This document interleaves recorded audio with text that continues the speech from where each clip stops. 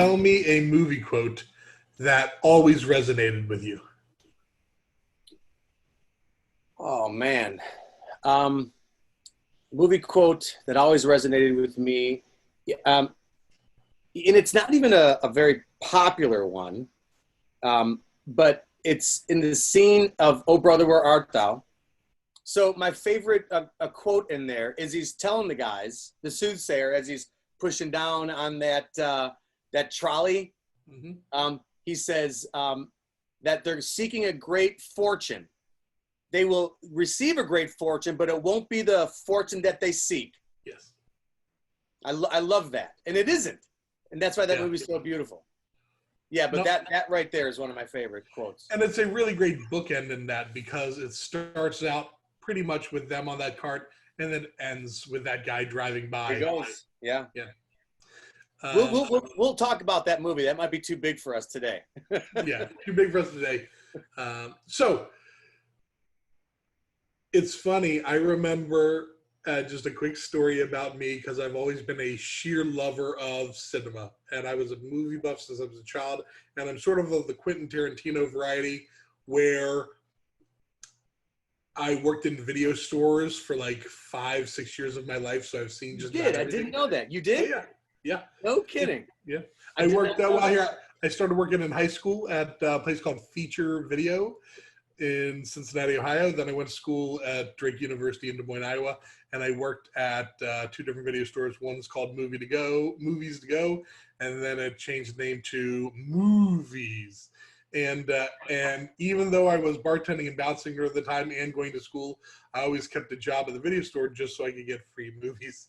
No kidding. That's awesome. Yeah, and I'd absorb as much as I absolutely could. So, wow, holy shit.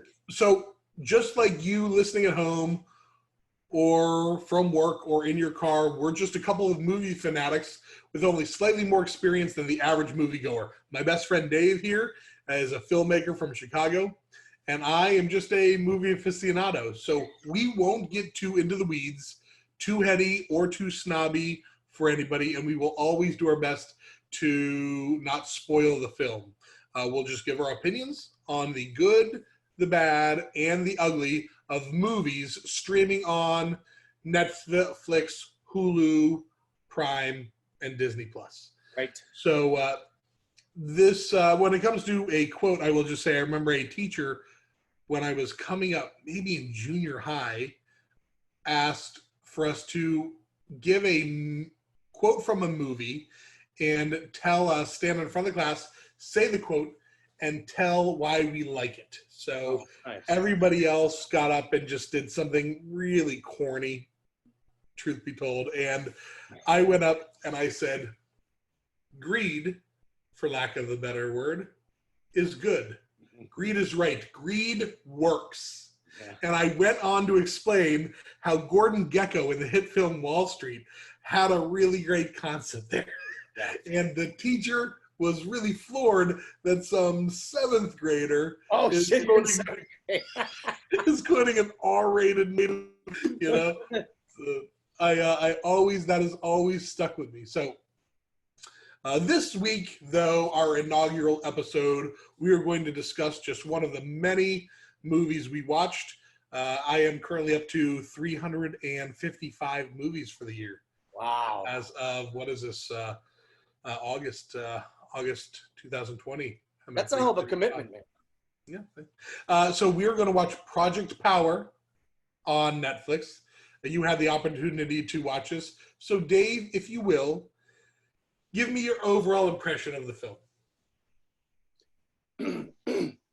I was unsatisfied in the end.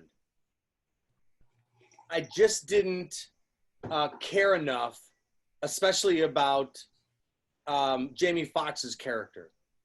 We had these little flashes of he must have gone through something to be so dedicated to stopping this, but I just didn't. It didn't resonate. A little more backstory of how all that went down, I think, would have been better. And it wasn't that long of a movie. It could have been a longer movie if we had had that. We're used to long movies, so I was unsatisfied. I think that's absolutely a fair point. So what I will say is, because it's interesting you mentioned that, I will say, I one of the few parts of the movies, I shouldn't say few because there's several parts I enjoyed of the movie. It's a very, I will use the term a lot, watchable film. Sure. I enjoyed the flashback or the flashes of the flashbacks because I like most movies where I see somebody, where I see the people that are trying to achieve something are fueled by personal loss or fueled by revenge. Sure. I think that is a very, quintessential emotion Human. that people feel. Yeah. And if that's what's driving the character, I'm usually bought in. I think you are correct. I didn't care too much about the characters nor the outcome, nor Right. did I feel the scenes as individual scenes were strong enough to make the sum of its parts really stand out as a film. Sure. I do think it got a little too far-fetched, and given the fact that somebody that has the gravitas as Jamie Foxx, who's I think a phenomenal actor Yes. in most scenarios, it didn't have the emotion that it should have. Right. And my one takeaway is, I think from watching film over the years, something that I've realized is that veterinarians have sewn up more bullet and knife wounds on human beings than they've actually ever performed surgery on animals. That's right. That's right. You know, That's right. like I don't think, like, no one's ever gone in a movie. I can't remember last time somebody went to a doctor Right. and said, like, "Hey, I've got a bullet wound. Can you fix me on this?" What did You know, this say they about always say, vets? "Oh, if it's a bullet wound, they've got doctors have to call the police." So for some reason, everybody knows a veterinarian. And I'm wondering if I ever got shot or cut, because we have, a pet. We take it loyally to a local vet. If I walked in there and be like, "Hey, I need you to Take care pull of me. this plug out of me and fix me up," I don't think they do it. See, I'd like to see a movie where the guy stabbed or shot and they're looking for a vet. Here, start over and say that again. We're gonna need to cut that because you were scrambled. Got it. I'd like to see, a part in the movie where the dude gets shot or knifed, and now they're looking for a vet, and they can't find one. How does he not have a vet friend? Yeah, like they're in the yellow pages, and they're just like, "Son of a, this really, 24 hours. There's no 24-hour places. What if a cat gets sick?" That would be funny if it's just like they're just knocking on the doors. He's usually here. I don't know. He's usually here. Do you take your animal here? Well, I mean, Listen, yeah, you imagine, the vet who's always getting called for these types of jobs. His wife's like, "Again?" How many people do you know that keep getting shot? And it was funny because I watched the movie Three Fugitives, a Nick Nolte and Martin Short 80s comedy. So good. And I watched it with Timothy and Ty. And once again, Nick Nolte goes in to get a bullet wound taken out of his leg. But what I like is the veterinarian thinks he's a dog and is only talking to him as a dog the whole time. So like sits down a bowl of food and like some water, and the whole time he's like, "Oh, you're a grumpy boy," and like he's cursing at him, So I thought that was a nice choice, but by and large, there's a lot of people who go to vets to fix themselves up. So my overall impression of the film is it didn't have the emotion that it should have. There's some things I liked about it. I liked the motivation, but it didn't get me caring enough. Just from the opening, they had that boat shot and that experience on the boat, and I thought it's decent. Whenever I see anything going across a screen, something inside me from being a child seeing Star Wars, wells up in me, and I enjoy that. Yeah. But with that said, the chief bad guy, and I feel bad I don't remember his name. His name is played by Rodrigo Santoro from the Westworld series. They call him Biggie. And Biggie will go and talk to all of these bad guy drug dealers in the town of New Orleans, the city of New Orleans. And I just said, "Man, why is everybody wearing tracksuits? Yeah, right. Like all of them. It's like the custom design is like, what do drug dealers wear in New Orleans? Well, you'd have to think 80% are in tracksuits. You know, like That was the costumes. quickest conversation of the whole process. Costumes really phoned it in. The guy who once read, you know. But I mean, was there anything you took away from the opening bit of that? Well, I was really hopeful in the opening bit because then we see the girl and she's about to do a deal and it goes bad, and then Joseph Gordon-Levitt comes in, which who I love, by the way. I think he's awesome. Okay. I'll watch anything that he does, and I really think he does a good job.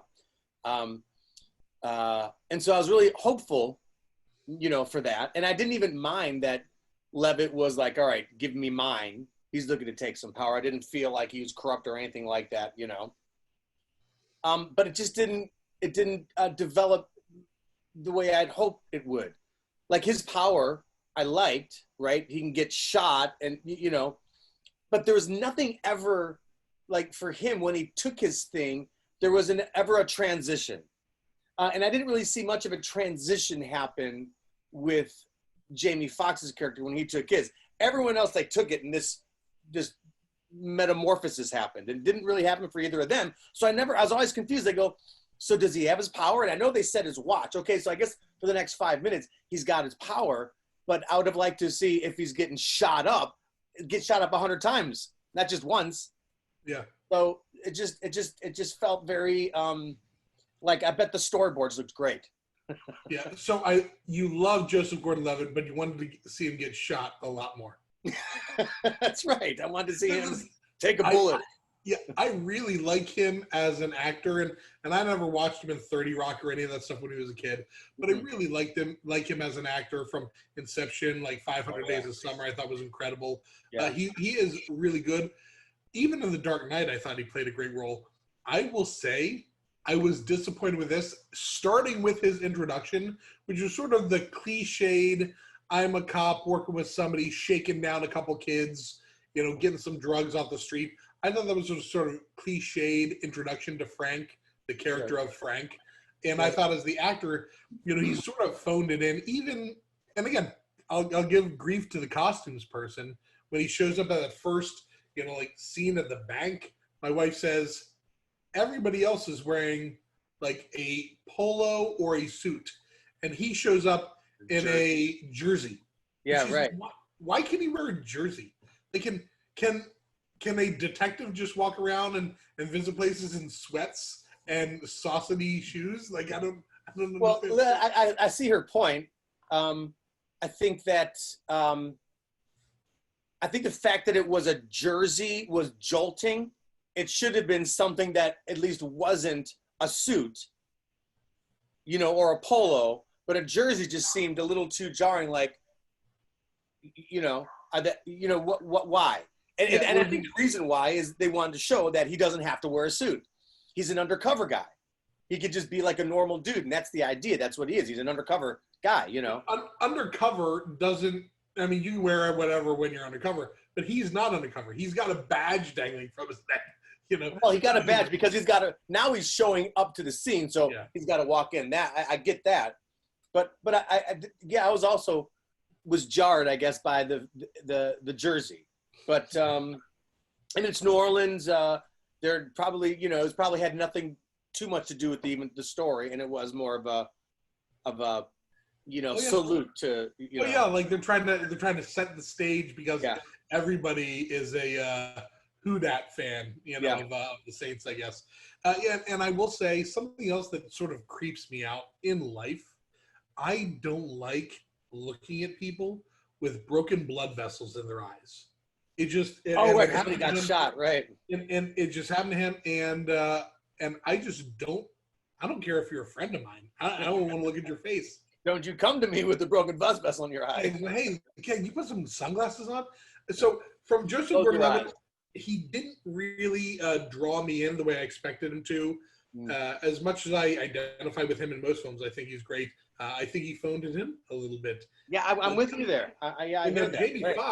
Jamie Foxx, you said that like you didn't care about his character. The one thing I'll say about Jamie Foxx playing the character of Art is Jamie Foxx always has such swagger. Like Yeah. that dude just has swagger. And you know, Yeah. he blew me away as Ray. He blows me away. I've been loving Jamie Foxx since he was saying, "I got you and I'm ready to go" on In Living Color. Right. So I'm a big time Jamie. But people aren't supposed to look that good in sunglasses. They're just not. Yeah. Like, him and Chris Hemsworth, just like, man, they got him. Them and sunglasses. I don't know why they even take them off. Now, from another perspective, like from the acting, Yeah. what did you feel? You know, they introduced, or I'd like to say they introduced. I don't know if she was new to the stage, but her name is Dominique Fishback, playing Robin, the young girl. Give me your take on her. I thought she was great. I got to be honest. I think she probably had the best role of the picture. Mm-hmm. She had a lot of really great acting. I think she had to be. I think she played it up. She played it well. I believed her character. I'd like, as far as this particular movie, I thought she did a good job. I believed her. She had to cry. She had to, you know, the character seemed to be, even though all these crazy things are going on, she seemed very just sort of almost like almost in a state of shock throughout the entire thing. I mean, I think it so much depends on the environment which a person is raised. She's living with a mother who obviously is sick or has cancer, and for that reason, not much would probably be scary, you know, to a young girl. I started that over because I heard that beep. I don't think that was me. But not much would probably be scary as a young child to see your primary caregiver, your mother, sick and or with, I think it was like diabetes. They played it up like it was cancer, but it was diabetes. So I think not much could be scary to her. So she was just a part of her environment. I will say when things started off, the very beginning, I didn't feel that she had much charisma. I didn't feel she had much presence until that somewhat daydream sequence where she started rapping, and all of a sudden she really came alive. Yeah, that's right. Yeah. She really came alive in that dream sequence, and from that moment on, I could really see a transition for her as a character where her involvement in what was going on. She's already a part of the environment where she's sort of, you know, thick-skinned and tough. Even though she's also shy, she can deal with a lot.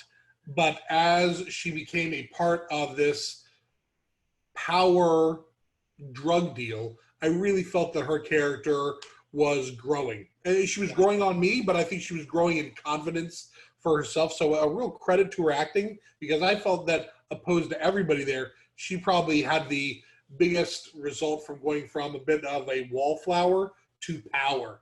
Yeah. I'd like to say. Yeah, sure. Yeah. And also, I'm still just remarkably, and I'm sure it's part of the script, but it'd be great if it wasn't. Give me your best freestyle rap. Jesus, dude. I don't think I can. Yeah, okay, fair enough. So we can cut that out. You can give me a beat. No. So anyway, from like, I will say script-wise, overall concept, I dig the idea of somebody being able to take something and give them one of many unique superpowers for a exact 5 minutes. You know, what if you're a bigger person? What if you're a smaller person? Tell me how that works. But some elements of the script just upset me, and little things that I want to say the writer thought he was being cute, but when they say, like, when Joseph Gordon-Levitt thanks somebody, he says, "Mercy buckets." So the merci beaucoup, you know, which, and I know in like Cajun and Creole, you know, with French down in New Orleans, you should be able to do it. So some jerk jersey wearing cop saying "mercy buckets," I'm just like, just Jesus. Yeah, sure, I get that.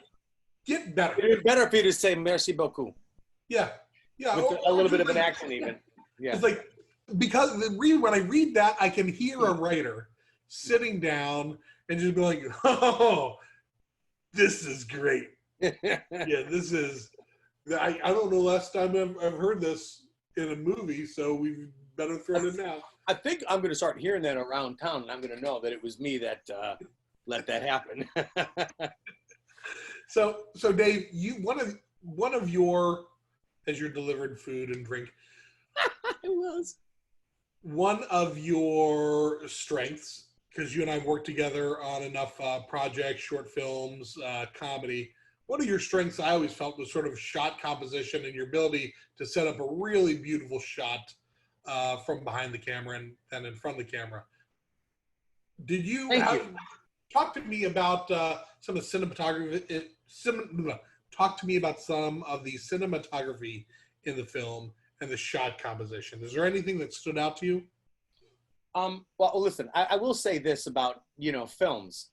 It's like people watch a film and they'll say, oh, that movie sucked, and I'm always looking at it going, damn, they put a ton of effort into that. I mean, there was a ton of effort. The lighting and everything, it did all the exact right stuff. And I always think to myself, people don't really get the effort it takes to make a scene look good. And I mean, they're in warehouses, they're on a dock. I mean, they're all over the city. They're driving motorcycles. I mean, holy shit. I mean, that's full on action movie production, So I was very pleased. It was pleasing to look at. Like you say, it's watchable.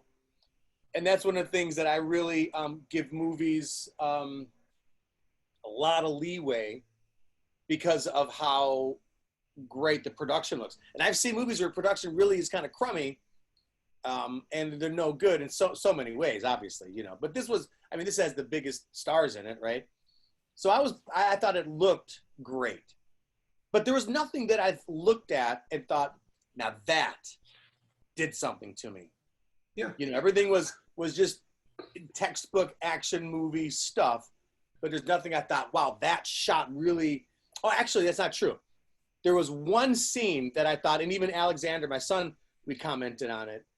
He even commented on it, where the woman, they put her in that little chamber and she's freezing and they're seeing all that stuff happen through that. That actually was awesome.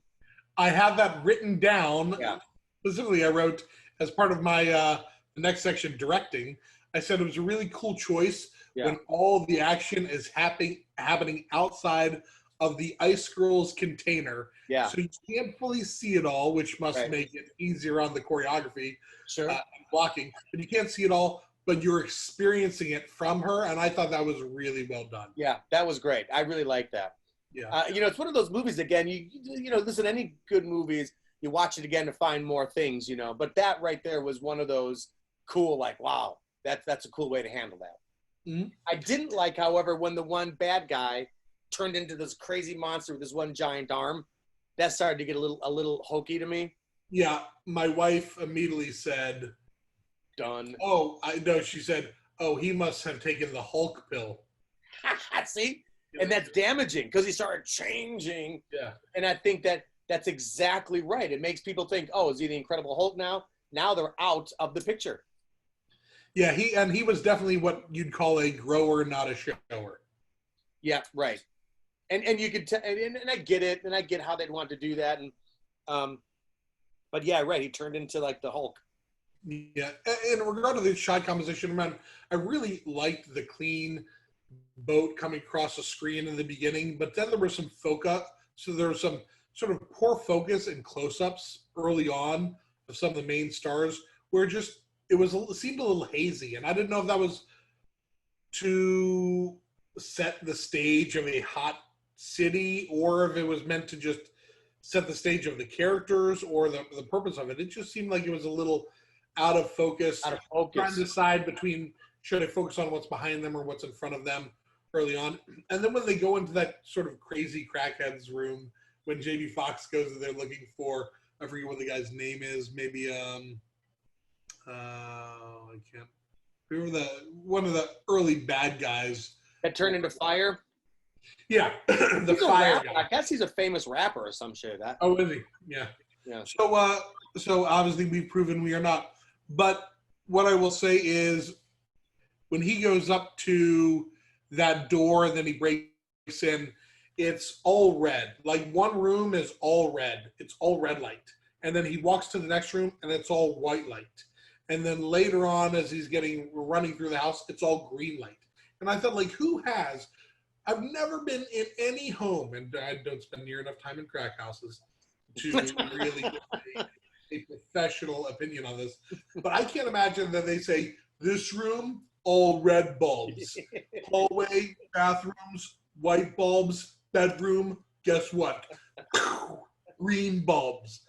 I just don't think that that's how people do it. So I know that the director or the cinematographer said, these are ways to make this scene pop. Let's do Christmas lights. Like, I don't know what the purpose of that was. So, yeah, that's interesting. You know, movies will do that. It's like,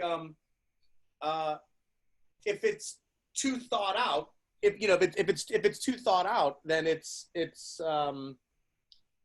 takes you out of the picture. Just like you said, oh, let's put a red hair, to try to. But yeah, who's designing the crack house? Who's the designer there? That's exactly right. And again, I know we're just two normal guys trying to relive and review a film, so I don't think most people even pick up on those things. But there's some things that stand out that I think need to be, I need to sweep the leg on, and those are one of them. Right. All in all, like, I still felt it was a good enough action movie where it kept me interested and watching throughout. But as we said, I didn't care enough about the main characters. I like the fact that, without giving anything away, there's hope for Robin's mother to be healed. Right. Based on the outcome. And I think that's something that they could explore. It is obvious that they're setting it up for some sort of, I would have imagined that they'd set it up for some sort of sequel. Or some sort of franchise of that, if it does well enough, a franchise. I can't imagine it's going to do well enough. Yeah, well, I mean, it's a Netflix produced film, and I think most people are going to see it, and I think most people are going to watch it, and they're going to go, hour and a half, 2 hours, whatever it was, I can't imagine it being, the sequel would have to, how often is a sequel better? And if sequel is worse than this, I'd be like, holy shit. Why would they waste their time? Yeah. Well, at okay, least, so like you say, the mother at the end, it seems like, okay, so Robin's mother's going to be okay. And again, she had that scene in the beginning. Joseph takes her phone and uses her phone. And there's that little joke at the end, oh, here, why do you have my mother's phone? yeah. Like that was the big punchline. There was a lot of those trying to be these punchlines that were going to hopefully be one of the epic summer things that people say or whatever. And it didn't happen. Not one. I really like the scene where he came out in the towel. I really like that scene. I did like that scene, yeah. But the last line, you're right, sort of cheapened the gravity of what happened on that boat. So yeah, right. And again, when the daughter, when he finally gets the daughter, all that stuff is, he came for me, all that stuff. Okay, fine. And then they go. It just didn't. I didn't care. Yeah, it wasn't. I was happy the movie was ending. It wasn't like Liam Neeson in Taken. That's That's good. That's right. So, so would you recommend this as a yes or no? No. Yeah, I'd say if there's nothing else on that really has stepped out for you, I'd still watch this before your average TV show that's on a streaming network. Sure. I still think that Netflix was right, especially in this environment right now. Netflix was right to produce this, to see what's able to be done. It is an interesting concept. It brought some good actors together. It was decent action, but it's nothing that was as fully evolved as I had hoped. Give it a grade. C+. I'm right there with you. I'm at a C+ for this. So it's not just average. It's a little better than average. Average would be a C. I'd say C+. Yeah. So with that, I want to thank everybody for listening to our inaugural episode of the Streaming Movie Podcast with my great friend Dave. I'm Joe. And we look forward to seeing you on future episodes. In the meantime, sit down, pop on your television, stay safe, and watch movies from the comfort of your couch. That's right. Take care. Take care.